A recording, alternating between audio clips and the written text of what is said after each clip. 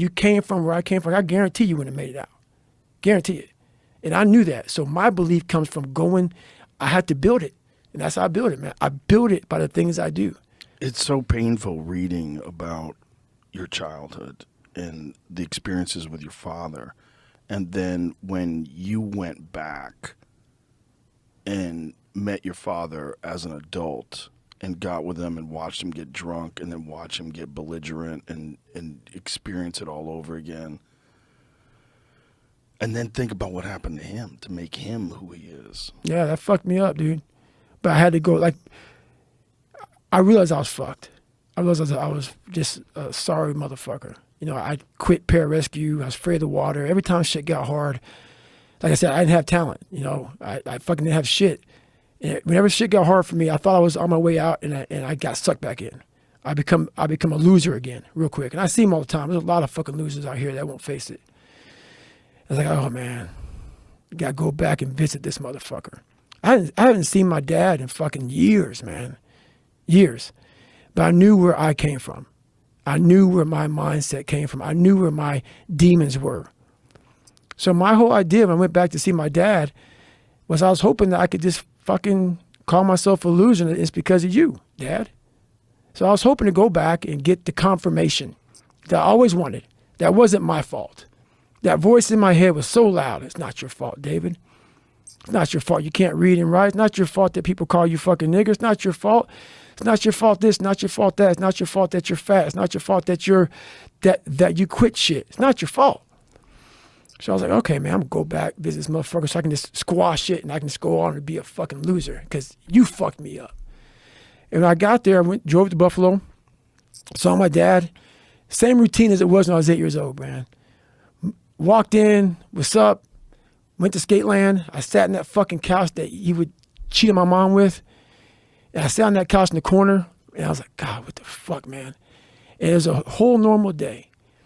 And the more I was around him, he started getting drunk. And I won't go through the whole thing, but I started seeing, man, I started having a conversation. I always had these conversations with myself. I'm like, man, this motherfucker, he came from hell. His dad would put him in front of a furnace. And like, if he moved, he'd get burnt. So when my dad got beat, his dad would put him in front of a furnace. And if he would have moved, he'd fucking get burnt up. So my dad had to sit there and take it. So he never dealt with his fucking demons. So his demons became mine. His demons became mine. Motherfuckers think you die and the demon goes with you, man.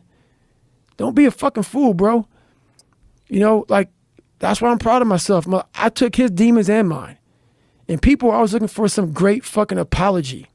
You know, oh my God, like, you know, my dad needs to say sorry, or people who fucking called you out your name, or nobody gonna come back and say sorry to you, motherfucker. Ain't nobody saying shit to you.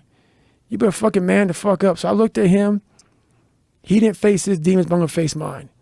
So on that drive back home, that's what I started doing. You know what's one of the most fucked up things that I've learned over time is that almost all like truly exceptional and mentally strong people have been through hell.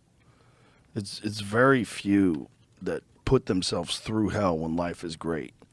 It's just not usually the case. Right. And to achieve the standards that you've achieved, to become the person that you are today, and to have the influence that you have, this global influence on people. Do you know how many people have laced up their shoes because they heard your voice?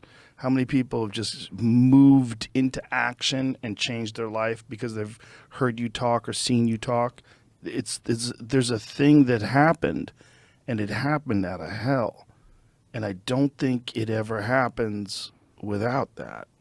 It's like you had to go through that in order to empower all these other people, in order to become who you are, and that as an example, and then your words as an example, and your describing of it, and then your description of your own shortcomings and failures that give people confidence that it's not like you're this superhuman person that is like a character in a book. Right. No, you're a real human being who has real insecurities and real failures in your past and real demons. And you figured out a way to harness that energy and just keep going forward. Yep. And not quit.